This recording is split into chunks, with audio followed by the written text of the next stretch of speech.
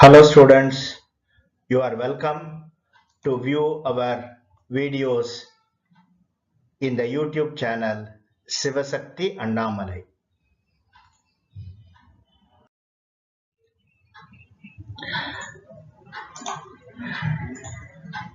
This video is prepared for Tamil Nadu 12th Standard Biology Zoology students.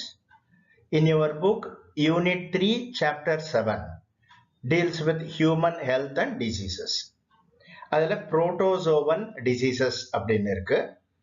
அதில் previous videos எல்லாம் போட்டிருக்கிறோம். நம்ம இந்த வீடியோவில் லைஃப் சைக்கிள் ஆஃப் பிளாஸ்மோடியம் பார்க்க போகிறோம். பிளாஸ்மோடியம் அப்படிங்கிறது malarial parasite. This video is prepared by Kamalakannan on behalf of Sivasakti Tuition Center, Shenkota. Plasmodium அப்படிங்கிறது மலேரியல் பாரசைட் அப்படின்னு சொன்னேன். அந்த malarial parasite is a protozoan அப்படின்னா சிங்கிள் செல்டு ஆர்கானிசம். இதுதான் அதனுடைய செல் ஷேப். இது ஸ்பிண்டில் ஷேப்ல இருக்கும். இது நியூக்ளியஸ், சைட்டோபிளாசம். இதுல ஒரே ஒரு மைட்டோகாண்ட்ரியான் தான் இருக்கும். இதான் ஸ்ட்ரக்சர் ஆஃப் பிளாஸ்மோடியம். இந்த பிளாஸ்மோடியம் அல்லது மலேரியல் பாரசைட் அப்படிங்கிறது ஒரு சிங்கிள் செல்டு ஆர்கானிசம்னு சொன்னேன். It is a parasite, digenetic parasite. Digenetic parasite அப்படின்னா the parasite needs two hosts to complete its life cycle. என்னென்ன ஹோஸ்ட் அப்படின்னு கேட்டீங்கன்னா, ஆனோஃபிலிஸ் எனக்கூடிய ஒரு மஸ்கிட்டோ, அதுவும் female Anopheles mosquito is a main host அல்லது டெஃபினிட்டிவ் ஹோஸ்ட் அப்படிங்கிறோம். ஏன் மஸ்கிட்டோவை மெயின் ஹோஸ்ட் அப்படின்னு சொல்றோம்னா, இந்த sexual phase of the life cycle of this parasite it is spent in mosquito. So ஒரு பாரசைட்ல செக்ஷுவல் ஸ்டேஜ், ஏசெக்ஷுவல் ஸ்டேஜ் இருக்கும் லைஃப் சைக்கிளில். அதில் செக்ஷுவல் ஃபேஸ் எந்த ஹோஸ்டில் நடைபெறுதோ அந்த ஹோஸ்ட் தான் டெஃபினிட்டிவ் அல்லது மெயின் ஹோஸ்ட் அப்படிங்கிறோம். The other one is the intermediate host. So man is the intermediate host. ஆனால் பாதிக்கப்படுறது மேன் தான். மனிதனுக்கு தான் மலேரியா எனக்கூடிய காய்ச்சல் வருது இந்த மலேரியல் பாரசைட் பிளாஸ்மோடியம்னால. மஸ்கிட்டோவுக்கு மலேரியா வராது. But mosquito is the main host because அதுல sexual phase of life cycle அதுல நடக்குது. இந்த பாரசைட்டினுடைய ஏசெக்ஷுவல் ஃபேஸ் அது எங்க நடக்குது? ஹியூமன் பீயிங்ல. So man is the intermediate host என்று குறிப்பிடுறோம்.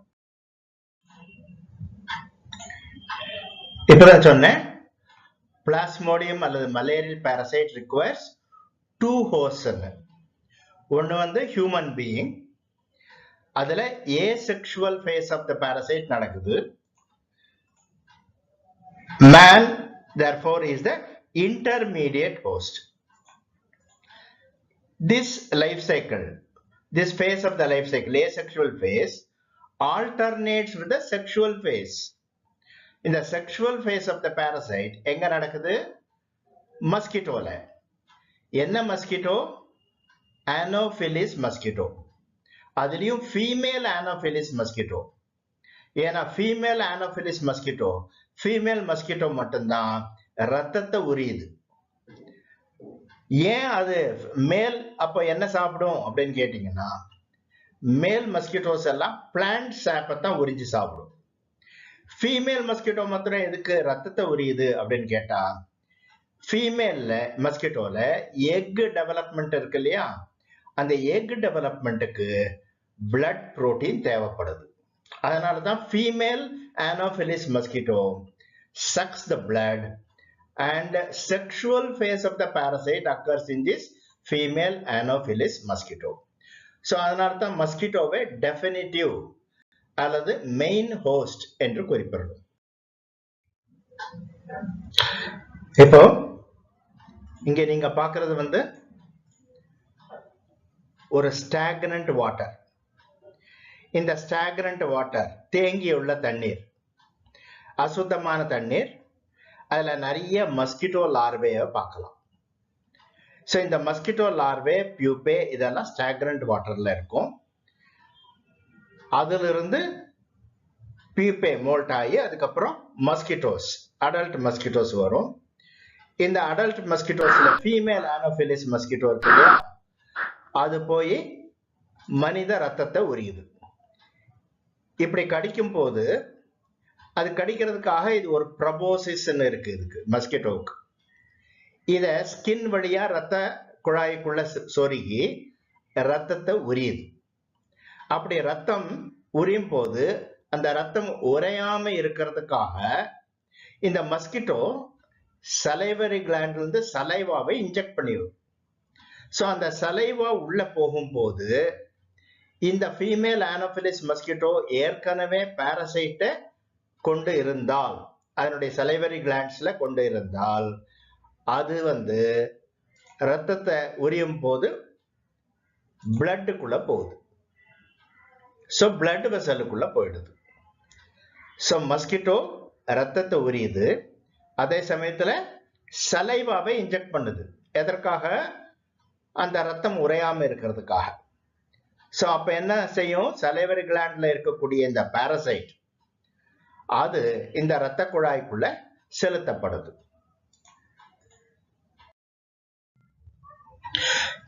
Exo erythrocytic cycle of Plasmodium. Erythrocyte அப்படின்னா ரெட் பிளட் கார்பசல், ஆர்பிசி. அதற்கு வெளியில எக்ஸோ.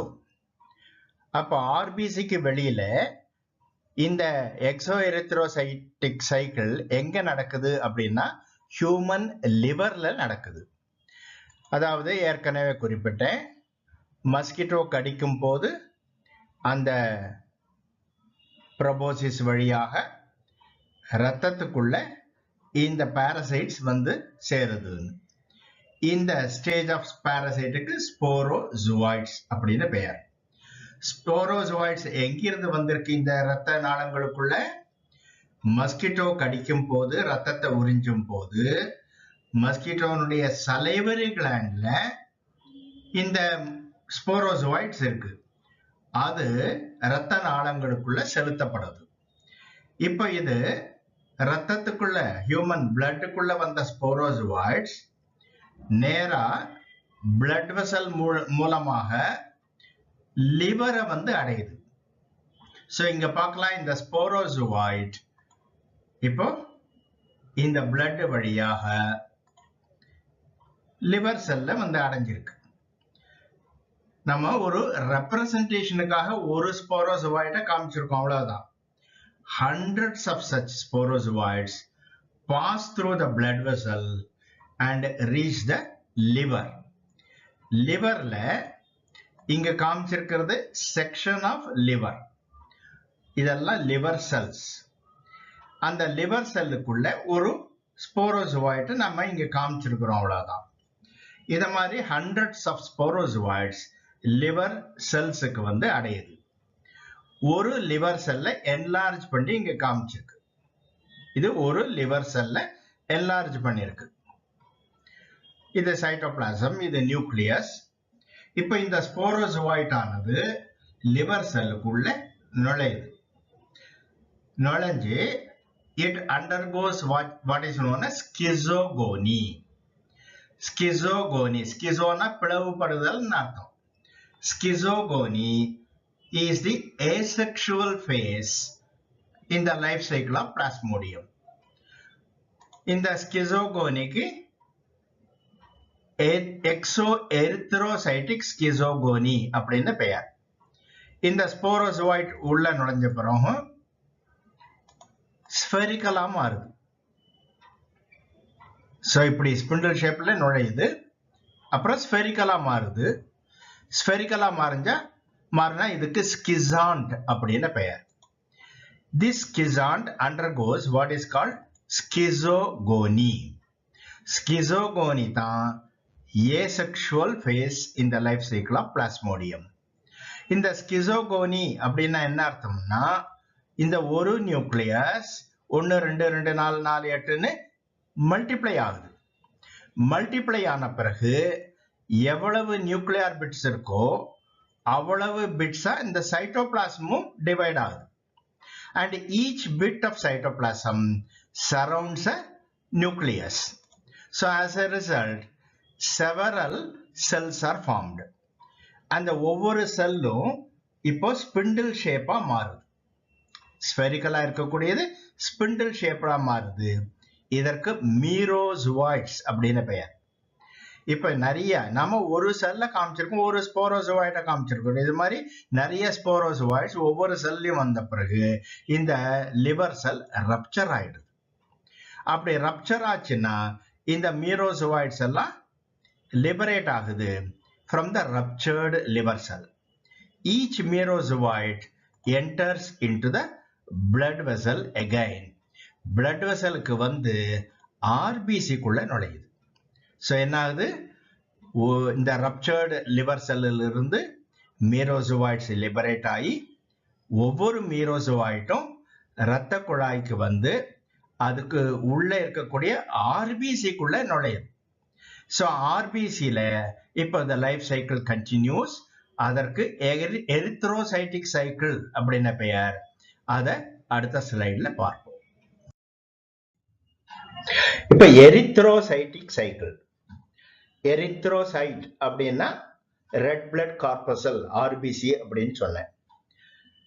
இந்த எரித்ரோசைட்டிக் சைக்கிள் அதாவது போன ஸ்லைட்ல நான் குறிப்பிட்ட மாதிரி லிவர் செல் ரப்சர் ஆகுது, releasing the merozoites into the blood.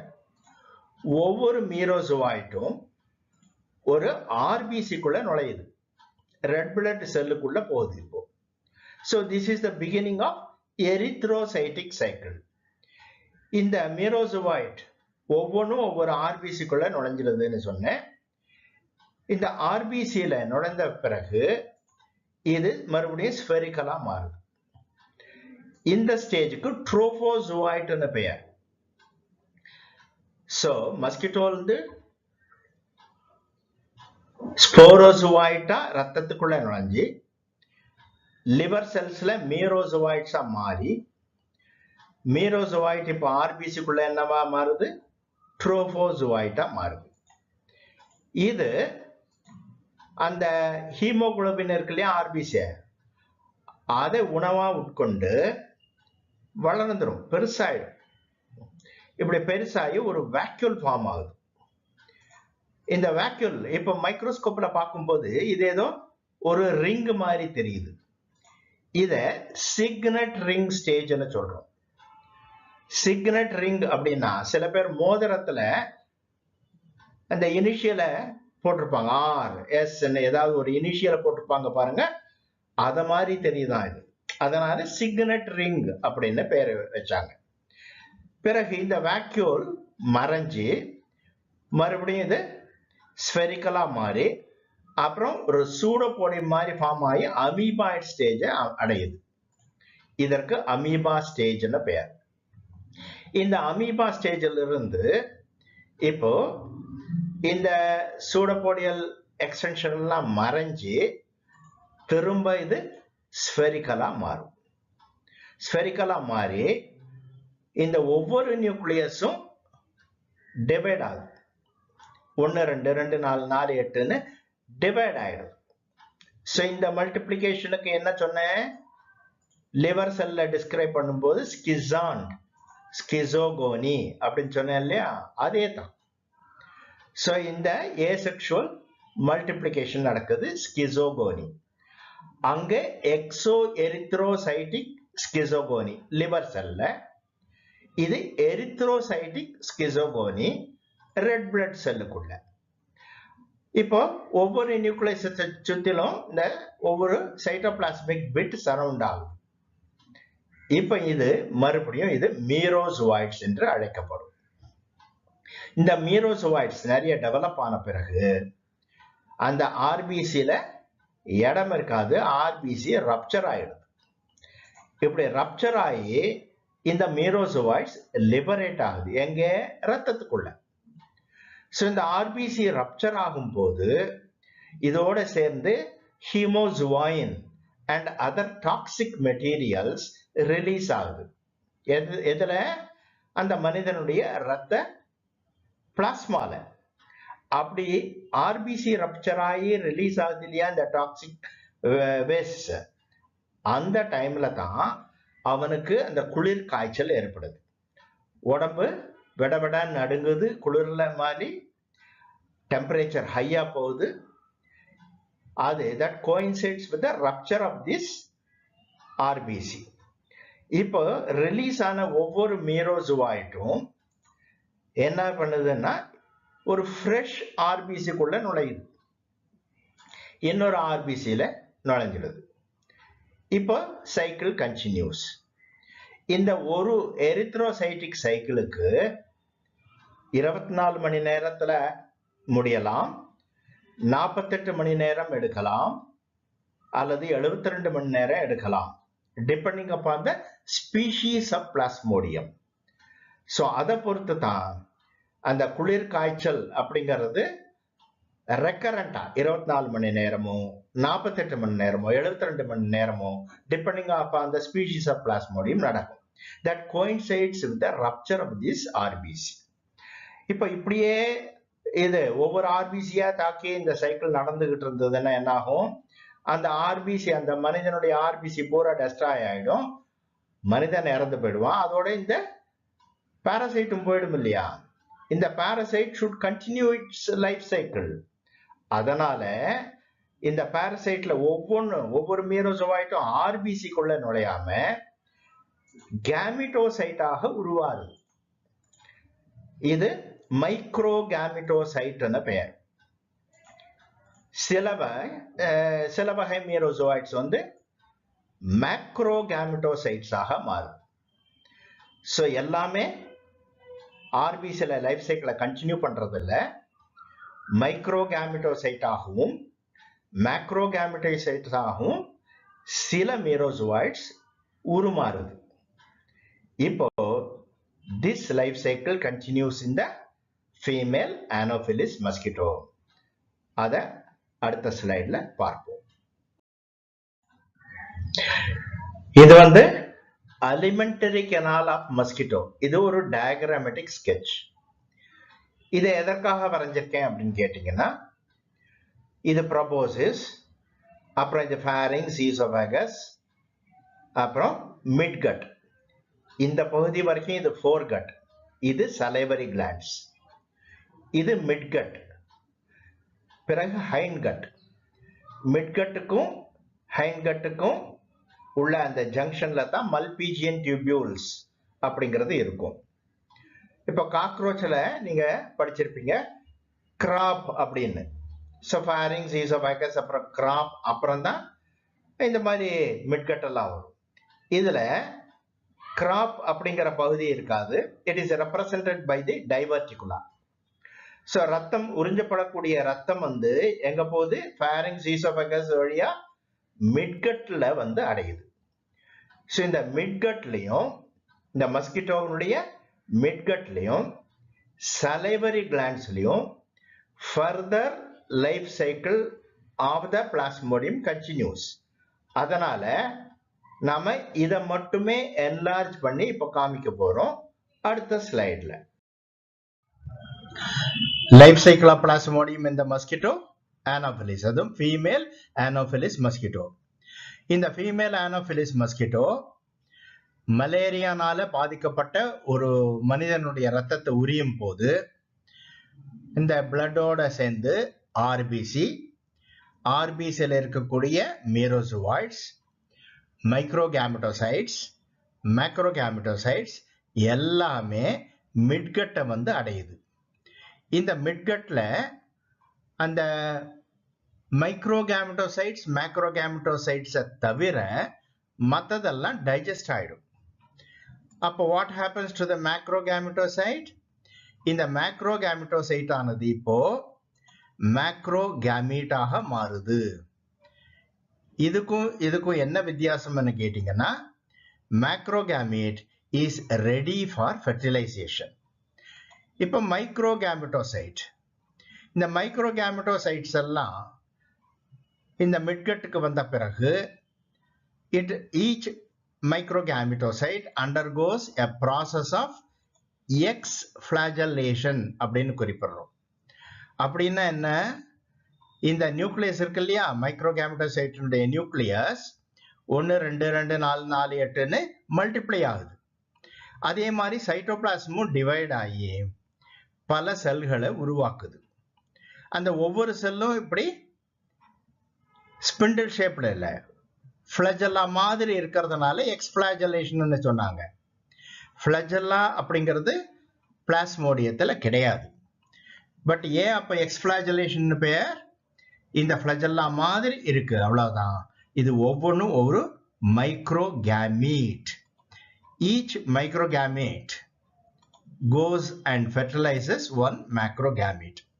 அதாவது இதெல்லாம் டிட்டாச் ஆகி இந்த மைக்ரோகேமீட் ஒவ்வொன்றும் ஒரு மேக்ரோகேமீட்டை ஃபெர்டிலைஸ் பண்ணுது. இது ரெண்டும் யுனைட் ஆகுது. Fertilisation is the sexual phase in the life cycle of plasmodium. So fertilization நடந்த பிறகு மேக்ரோகேமீட் என்னவா மாறுது, ஜைகோட்டாக மாறுது. Zygote is the only diploid cell in the life cycle of plasmodium. இந்த zygote ஃபார்ம் ஆன பிறகு each zygote undergoes meiotic division, reduction division ன்னு உங்களுக்கு தெரியும். அப்படி ஃபார்ம் ஆன பிறகு வரக்கூடிய இந்த செல்லுக்கு ookinete அப்படின்னு பெயர்.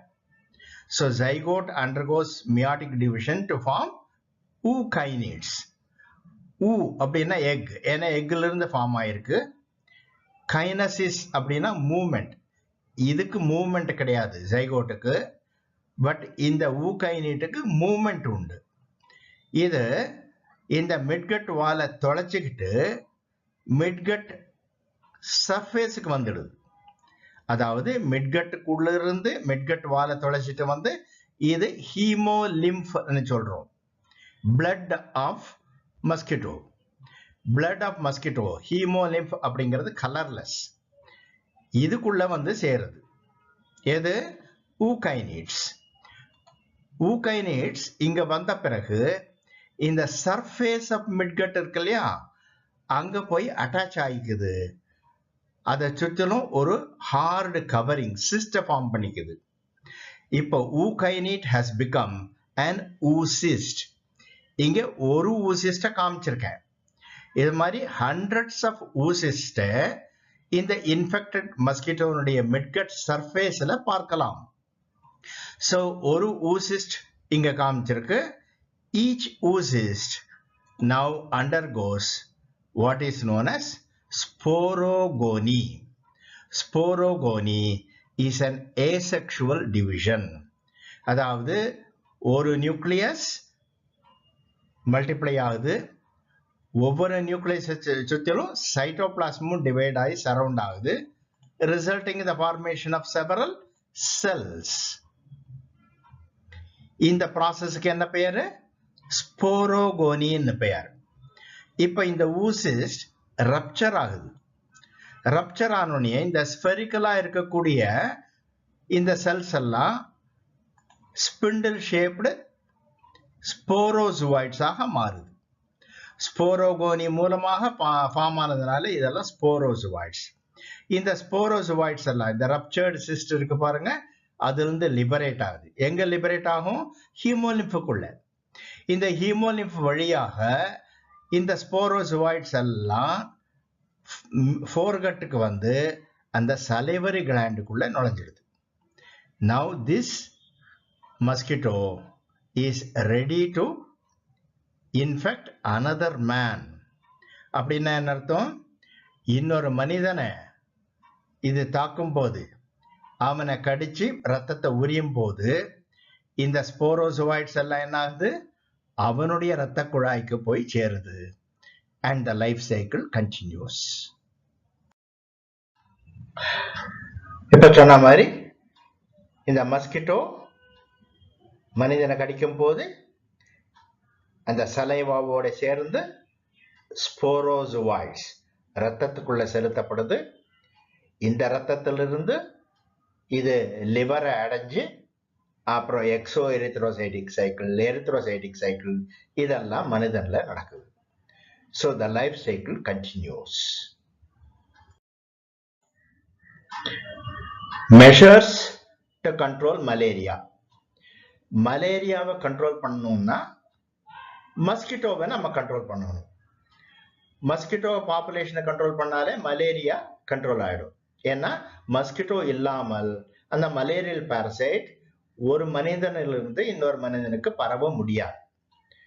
இந்த மஸ்கிட்டோ எங்க பிரீட் பண்ணும் அப்படின்னு கேட்டீங்கன்னா ஸ்டாக்னன்ட்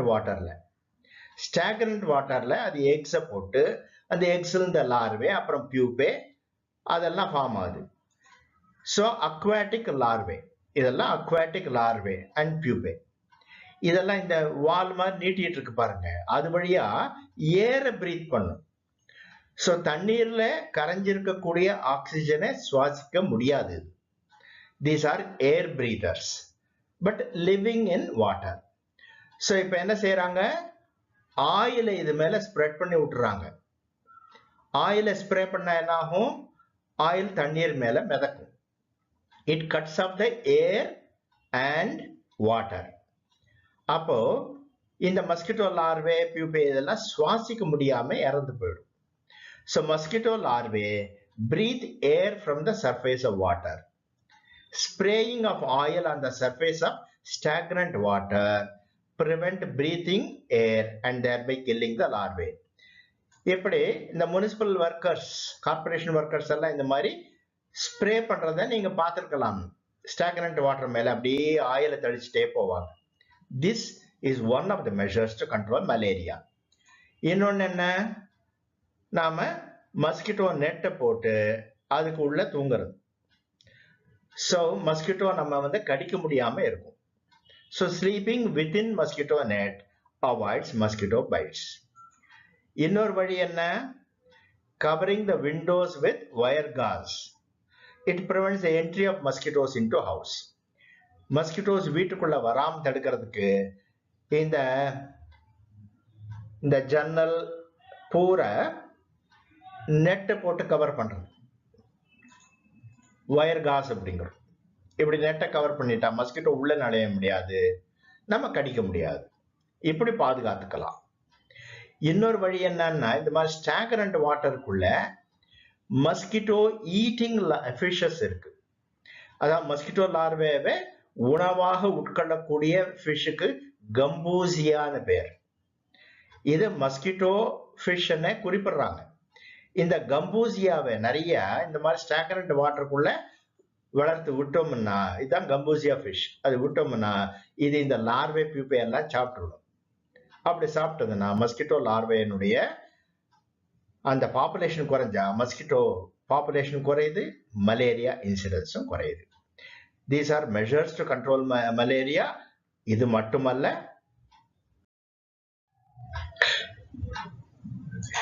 பேசில்லஸ் துரிஞ்சியன்சிஸ் அப்படின்னு ஒரு பாக்டீரியா இருக்கு. இந்த பேசில்லஸ் துரிஞ்சியன்சிஸ் அப்படிங்கிற பாக்டீரியா இந்த தண்ணீருக்குள்ள ஸ்ப்ரே பண்ணோம்னா என்ன செய்யும்னா, இந்த பாக்டீரியா மஸ்கிட்டோ லார்வே அட்டாக் பண்ணும்.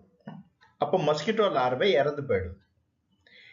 இது ஒரு வழி இந்த மஸ்கிட்டோ பாப்புலேஷனை கண்ட்ரோல் பண்றதுக்கு. ஸோ இந்த மஸ்கிட்டோ லார்வேவை அட்டாக் பண்ணக்கூடிய பேசில்லஸ் துரிஞ்சியன்சிஸ் எனக்கூடிய பாக்டீரியாவை நிறைய ஸ்ப்ரே பண்றது, ஆட் பண்றது வாட்டருக்கு. அப்படி ஆட் பண்ணா அது மஸ்கிட்டோ லார்வேவை அட்டாக் பண்ணி அதை கில் பண்ணும். பட் இது என்விரான்மெண்ட் ஃப்ரெண்ட்லி, அதாவது இது நான் டாக்ஸிக். இது மனிதனையும் மற்ற அக்வாட்டிக் ஆர்கானிசத்தையோ எந்த வகையிலையும் பாதிக்காது. ஸோ இது சேஃப். இன்னொரு வகை vaccine to prevent malaria. 2015 develop பண்ணாங்க. இதுக்கு மஸ்கிரிக்ஸ் என்ற பெயர், RTS சொல்றாங்க, மஸ்கிரிக்ஸ். பட் இது வந்து ரொம்ப எஃபிஷியண்டா இருக்கல, எஃபிகசி இஸ் லோ. அதனால மலேரியா வேக்சினை யாரும் எடுத்துக்கிறது இல்லை. இது not very popular.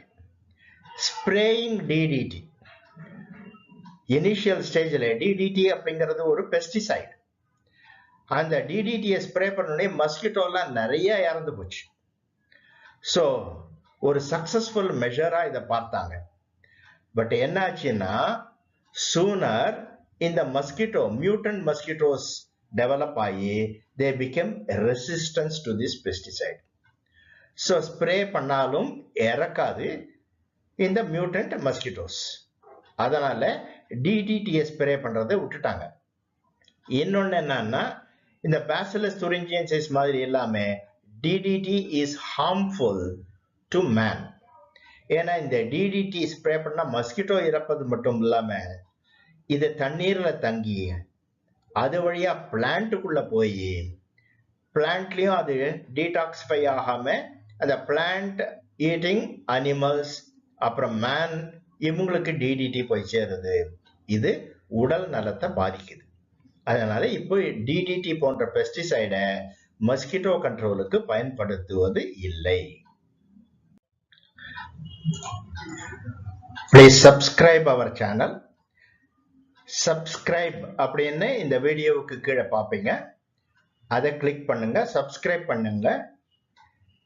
This will encourage us to put more and more videos for your benefit.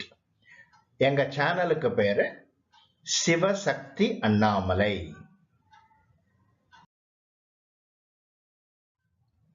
Sivasakthi Annamalai அங்கிற இந்த சேனல்.